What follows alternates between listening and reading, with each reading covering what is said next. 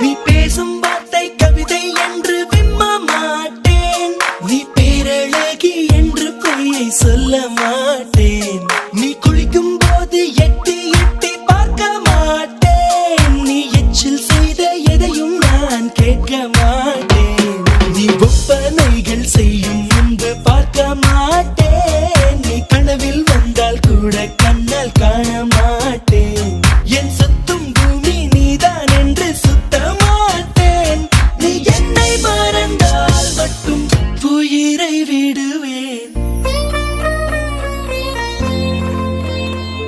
நீ கேட்காமல் போனாலும் கத்தி சொல்லுவேன். பேரே